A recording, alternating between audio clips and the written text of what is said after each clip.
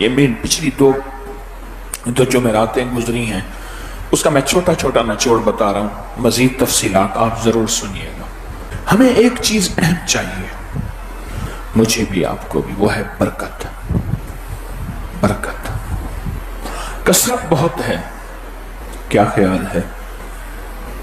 इतना बड़ा 5,000 का नोट है और इतना बड़ा 1,000 का नोट है, उससे बरकत हट गई है, उससे बरकत हट गई है। और जब बरकत हट जाती है फिर नोट बड़े होते हैं और उनकी हैसियत कमजोर हो जाती है। जब बरकत हट जाती है, अल्लाह से बरकत मांगे, बरकत मनवाएं। बास जगहों पे बरकत है। एक मैं पोस्ट शायद हमारी टीम निकाल के अभी दे दे, हमारे पास अकाबिर के एतमाद में एक पोस्ट डाली थी हमने। एक जगह है, एक जगह वहां जो जनाजा रख के पढ़ा जाए उसकी बख्शिश हो जाती है। बकायदा हमने उसकी किताब का हवाला, जगह का हवाला दिया है। यह हमारे एक निज़ाम है यो अबकरी में, अकाबिर पर एतमाद। जगह है, उसमें बरकत है। मुझे एक दफा एक साहब ने कहा, इस किले में बरकत है, खोंटे में बरकत है, जहां भैंस गायें बांधते हैं, मैं यहां बांधता हूं तो बरकत है, यहां से हटाता हूं तो बरकत नहीं है। मुझे एक दुर्वेश सहबे नजर की बात याद है पुरानी। कहा, ये मजंग जहां आप बैठे हैं इस जगह में बरकत है। कुछ शख्स ऐसे होते हैं, उनके साथ बरकत होती है। हमारे यहाँ गुलबर्ग में एक टावर है, बहुत बड़ा टावर है, एक साहब के नाम से मशहूर है।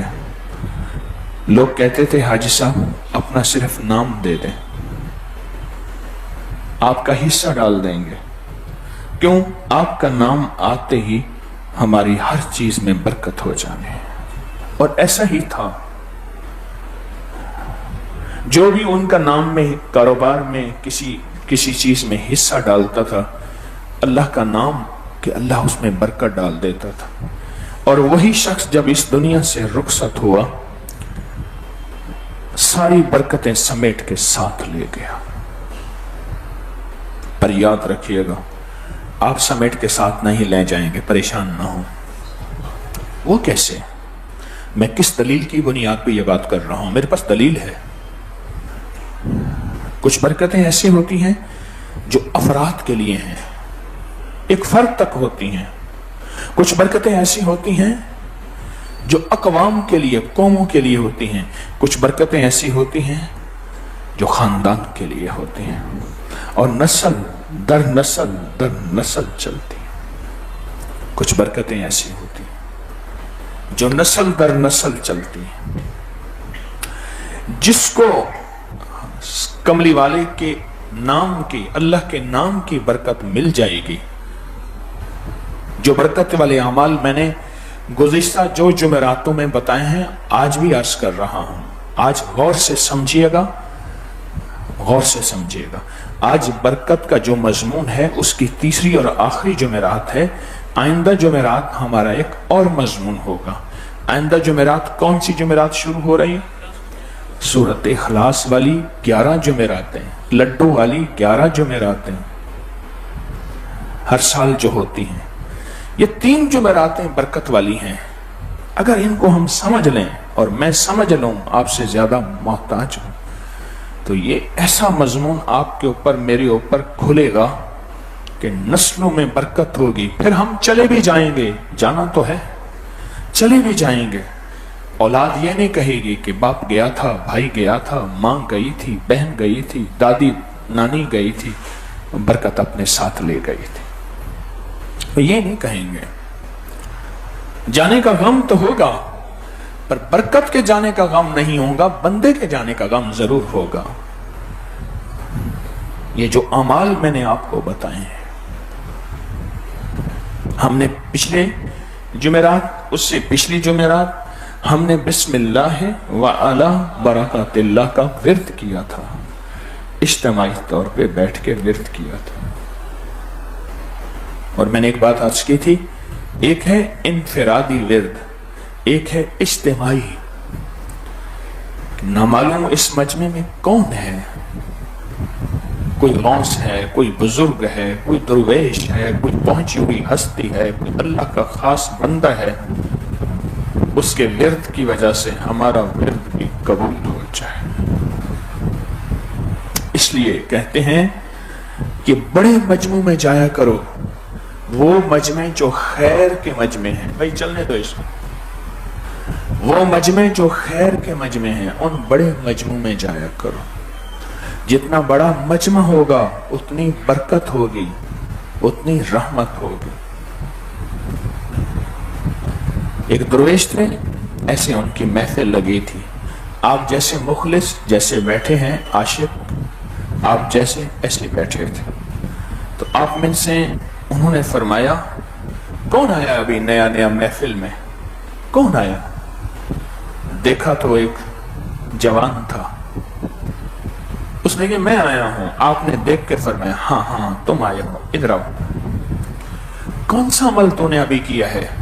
تیرے آنے سے محفل میں دو چیزیں پیدا ہوئی ہیں، ایک مشک کی خوشبو آئی ہے، ایک نور ہی نور پھیل گیا تیرے آنے سے۔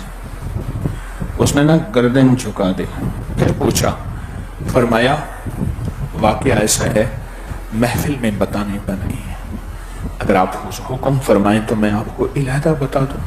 ہاں، اس نے کان میں بتایا۔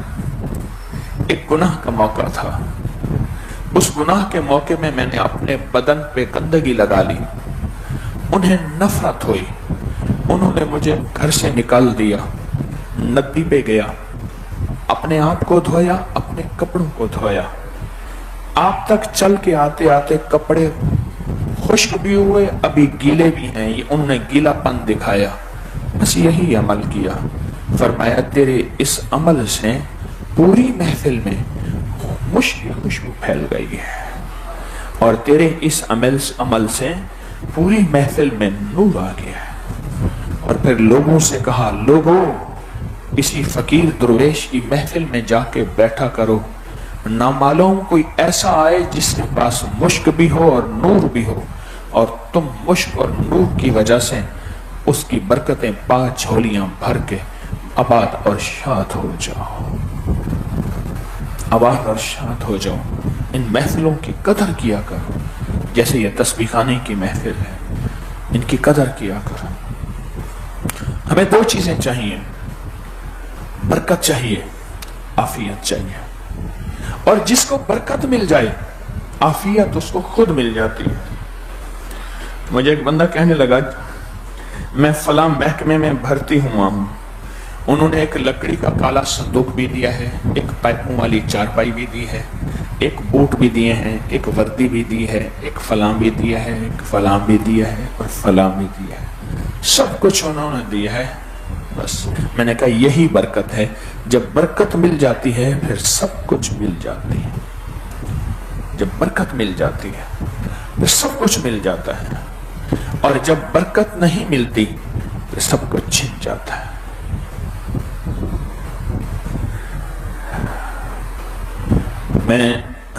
ہم نہ گھر بیٹھ کے روز آپس میں مذاکرہ تعلیم کرنے کی کوشش کرتے ہیں، کوئی حدیث کی کتاب، کوئی گھر والے بیٹھ کے کوشش کرتے ہیں۔ ہمارے گھر میں ایک رات واقعہ ہوا ہے، واقعہ یہ ہوا کہ کبوتر کے بچے تھے، اس نے بچے دیے ہوئے تھے، ان کو اٹھا کے کسی محفوظ جگہ پہ رکھا، کسی نے اٹھا کے اس کو غیر محفوظ جگہ پہ رکھ دیا، ان بچوں کو بلی کھا گئی۔ جس نے رکھا تھا، ان کو اٹھایا تھا، وہ گرا، اسے اچھی خاصی چوٹ لگی، مجھے کہنے لگے وہ گرا ہے، اسے چوٹ لگی۔ میں نے پوچھا کیا ہوا؟ کہا پانی گرا ہوا تھا ماربل پہ، پتھر پہ، میں وہاں سے پھسل گیا۔ بات مجھے سمجھ نہ آئی، کل کا واقعہ بتا رہا ہوں، گرا وہ پرسوں ہے۔ میں اللہ سے مانگتا رہا یا اللہ اس واقعے کو میرے اوپر کھول دے، اور دل ہی دل میں وہی دعا، یا علیم علمنی، یا خبیر اخبرنی، یا وہاب حبلی من اسرار الدنیا. ایسے پڑھتا رہا اپنے ذکر کے ساتھ. اچانک میری نظروں کے سامنے ایک منظر آیا. اچانک دیکھا کہ وہ بچوں کی چیخیں تھیں، چلانا تھا. بس میں نے فوراً اسے فون کیا جس سے کہا تھا نا کہ بچے اٹھا. میں نے کہا بچوں کا کیا بنا، کہاں ہے؟ کہہ رہے جی میں نے تو وہ گھونسلے میں رکھے تھے، فلاں نے اٹھا کے ادھر رکھ دیا، ان کو بلی اٹھا کے دے دی اور اس کو سزا ملی اس کی. میں نے ان سے کہا سب سے، میں نے کہا استغفار کرو، استغفار کرو، کسی بے زبان کی بد دعا کہیں کھا نہ جائے. زبان انسان کی بھی اور بے زبان کی بھی بد دعا نہ کھا جائے. ورنہ کیا ہوتا ہے، اپنا ملک املاک، اپنی پراپرٹیاں پھر انسان بیچنے پہ مجبور ہوتا ہے. وہ چیز جسے جوڑ کے بنایا تھا نا، وہ پھر خوش ہوتا ہے بیچنے پہ کہ یہ اگر بک جائے گی تو میری جان چھوٹ جائے گی. کیوں؟ معصوم کی بد دعا سے برکت ہٹ جاتی ہے، معصوم کی بد دعا سے عافیت ہٹ جاتی ہے. معصوم کی بد دعا سے ہمیں برکت چاہیے، کہاں سے ملے گی؟ ہمیں برکت چاہیے، کہاں سے ملے گی اور کیسے ملے گی؟ اور ہمارے بڑوں نے برکت کو تلاش کیا، برکت کو تلاش کیا، اور ایسا تلاش کیا. آقا نے فرمایا، میرے حضور کملی والے نے فرمایا، کوئی شخص گھر سے نکلے تو برکت والے بولوں کے بغیر نہ نکلے. اور جتنے بھی برکت والے بول ہیں ان سب سے پہلے بسم اللہ ضرور آتی ہے. بسم اللہ توکلت علی اللہ لا حول ولا قوت الا باللہ. بسم اللہ ضرور آتی ہے. اور جو بندہ یہ پڑھ لیتا ہے، آسمان سے فرشتہ ایک آواز دیتا ہے. اس آواز کو انسان اور جنات کے علاوہ کائنات کی ساری مخلوقات سنتی ہے. کائنات کی ساری مخلوقات سنتی ہے. اس آواز میں 5 چیزیں ہوتی ہیں، میں آپ کو صرف 2 بتاتا ہوں. تیری کفایت کی گئی، تیری حفاظت کی گئی، اور بھی بتاؤں تجھے ہدایت دی گئی. کفایت کی گئی. کفایت کسے کہتے ہیں؟ جو بھی ضرورت ہو وہ تیری غیب سے اللہ پوری کر دے. جو بھی ضرورت ہو تیری غیب سے پوری ہو جائے گی. تو کسی کا محتاج نہیں رہے گا، تو کسی کا منگتا نہیں رہے گا، تو کسی کا سائل نہیں رہے گا. تیری ضرورت ہمیشہ پوری ہوگی. اور تیری حفاظت کی گئی. ہاں، آپ کو علم ہے کہ جو بندہ جمعے کی نماز کے بعد 35 بار محمد الرسول اللہ، احمد الرسول اللہ لکھتا ہے، اس کے فائدوں میں ایک بات ہے، ذرا غور سے سننا، توجہ سے. اس کے فائدے جتنے بھی ہیں ان میں ایک فائدہ یہ بھی ہے کہ اللہ تیری برکت میں برکت عطا فرمائے گا. کیا مقصد؟ تجھ سے برکت کبھی چھینی نہیں جائے گی. اللہ تیری برکت میں برکت عطا فرمائے گا. اس کے فائدوں میں یہ بات بڑی اہم ہے. اور جو بندہ یہ دعا کرتا ہے اس کی برکت میں برکت ہوتی ہے. برکت میں. انس بن مالک فرماتے ہیں جب دروازے سے باہر نکلتے تو پھر یہی دعا پڑھتے تھے. اور ایک شخص نے میری حضور کو دیکھا، آپ نے جب سواری میں قدم رکھا تو یہی دعا پڑھی. ایک شخص نے حضرت عمر رضی اللہ تعالیٰ عنہ کا معمول دیکھا، آپ جب سوار ہوتے یہی دعا پڑھتے. اور فرمایا شیطان کو ناکام کرنا چاہتے ہو؟ کہاں ہاں ضرور کرنا چاہتے ہیں.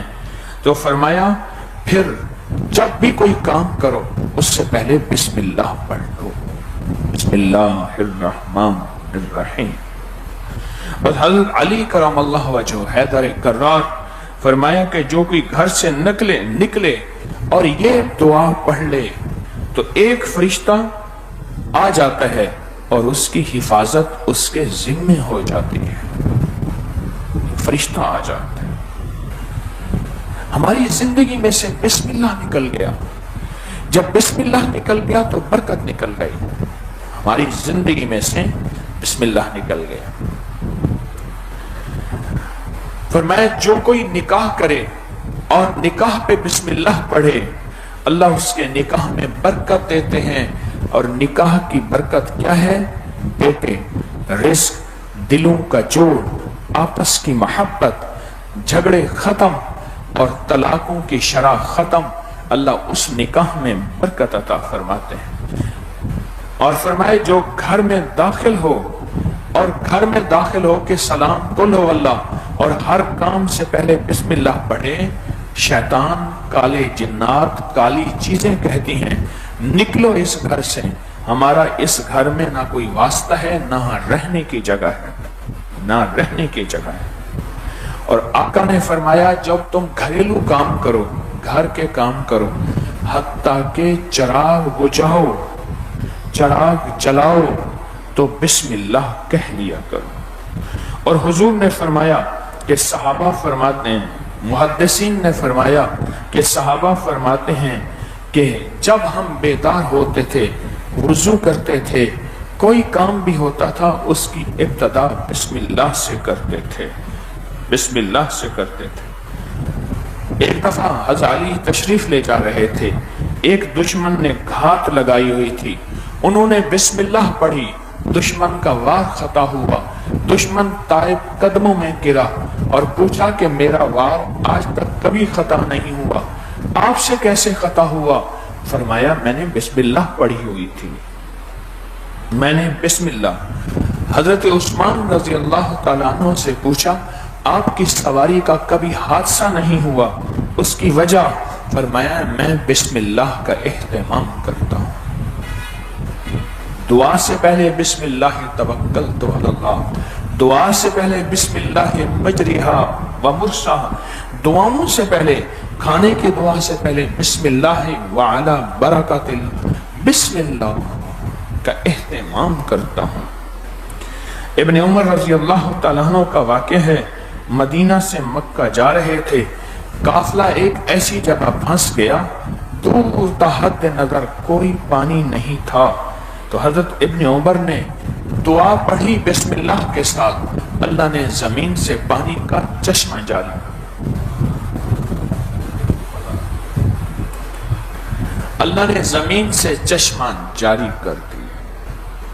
جاری کر دیا. اور یہی واقعہ ہوا کہ حضرت عمر تشریف لے جا رہے تھے، راستے میں ڈاکو تھے، حضرت عمر نے دعا پڑھی بسم اللہ کے ساتھ، ڈاکو اندھے ہو گئے. حضرت انس فرماتے ہیں میرے شیخ نے مجھے ایک دعا سکھائی، میں وہ دعا پڑھتا ہوں تو میرا مال کبھی ضائع نہیں ہوتا. اس دعا کی ابتدا بسم اللہ سے ہوتی ہے. حضرت سفیان ثوری رحمت اللہ علیہ فرماتے ہیں جب بھی میں لوگوں کو اللہ اللہ سکھانے کے لیے نکلتا ہوں تو بسم اللہ کے ساتھ نکلتا ہوں. دو چیزیں مجھے وہاں ملتی ہیں، ایک مجلس میں برکت ملتی ہے، دوسری نورانیت ملتی ہے. بسم اللہ اپنی زندگی میں بسم اللہ. حضرت جنید بغدادی ایک سفر میں ڈاکوؤں نے گھیر لیا، آپ نے دعا پڑھی جس کی ابتدا بسم اللہ کے ساتھ، ڈاکوؤں کے دل میں روب بیٹھ گیا، انہوں نے سب کچھ واپس کر دیا. حضرت ذوالنون مصری دریا کے کنارے سفر کر رہے تھے، سواری ڈوبنے لگی، کشتی ڈوبنے لگی، آپ نے بسم اللہ کے ساتھ دعا پڑھی، کشتی کنارے لگ گئی.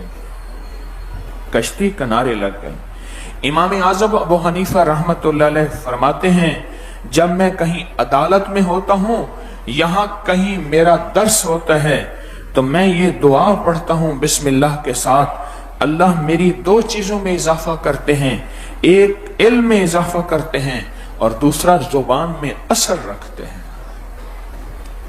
ایک علم میں اضافہ، دوسرا زبان پہ اثر ہو جاتا ہے۔ حضرت بایزید بستامی فرماتے ہیں جب میں یہ بسم اللہ پڑھتا ہوں نہ دشمن کا خوف نہ نقصان کا اندیشہ ہوتا ہے۔ حضرت پیران پیر شیخ عبد القادر جیلانی رحمت اللہ علیہ بچپن میں والدہ نے تاکید کی بیٹا گھر سے نکلتے ہوئے بسم اللہ پڑھنا، فرماتے ہیں اس کی برکت سے رب نے مجھے بے برکتی سے بچایا، حادثوں سے بچایا، حادثوں سے بچایا۔ بول بدل گئے، بول بدل گئے، بول بدل گئے۔ مجھے ایک صاحب کہنے لگے ہمارے خاندان میں گالیاں بہت ہیں، کہا کہ یہ بات بھی آپ کے درس کے بعد سمجھ آئی کہ یہ بھی ہوتا ہے۔ کہا کہ ہمارے ہاں عمومی جب خوش ہوں تو بھی گالیاں دیتے ہیں، مذاق ہوں تو بھی گالیاں دیتے ہیں، ناراض ہوں تو بھی گالیاں دیتے ہیں۔ تو کہا جب بچے کو ہمارا بچہ پیدا ہوتا ہے ہمارے ہاں اصول ہے کہ اس کی ہر بندہ اس کو گھٹی لگاتا ہے، دودھ پڑا ہوتا ہے انگلی میں دودھ لگا کے اس کے ہونٹوں کو لگا دیتے ہیں ہر بندہ، اور ساتھ کچھ پیسے رکھ دیتے ہیں۔ کہا میں بیٹھا تھا، جو بھی آیا تو اس کا باپ بیٹھا ہوا تھا ساتھ، خاندان والے بھی خوش ہو کے گالیاں دے کے اس کو گھٹی لگائی، کیونکہ رواج میں ہے خوشی میں بھی گالی، غم میں بھی گالی، مذاق میں بھی گالی، ناراضگی میں بھی گالی۔ اس کو گھٹی ہی گالیوں کی لگی ہے، گالیوں کی لگی ہے۔ اس لیے کہتے ہیں خیال کرنا اپنے بچے کو سوچ سمجھ کے گھٹی دینا، سوچ سمجھ کے دینا، سوچ سمجھ کے دینا۔ حضرت سفیان کہتے ہیں جب میں یہ دعا پڑھتا ہوں میرے شاگرد میرے علمی باتیں سب یاد رکھتے ہیں۔ جب یہ بسم اللہ کی دعا پڑھتا ہوں میرے شاگرد میری ساری علمی باتیں یاد رکھتے ہیں، جو مجھ سے سنتے ہیں کبھی بھولتے نہیں، جو مجھ سے سنتے ہیں کبھی بھولتے نہیں، بھولتے نہیں۔ حضرت بشر حافی ان کے شاگردوں نے بتایا میں جب بھی گھر سے نکلتا ہوں اللہ کے نام کی بسم اللہ کی دعا پڑھتا ہوں، اللہ کسی نہ کسی پریشانی کو ٹال دیتے ہیں۔ ایک بزرگ کا خواب، انہوں نے خواب میں نبی پاک صلی اللہ تعالی علیہ وسلم کو دیکھا اور آپ صلی اللہ علیہ وسلم نے فرمایا جو شخص گھر سے نکلتے وقت یہ دعا پڑھتا ہے ایک فرشتہ اس کے ساتھ ہو جاتا ہے جو اسے ہر شر، ہر دشمن، ہر آفت، ہر تکلیف سے بچاتا ہے۔ جاگ رہے؟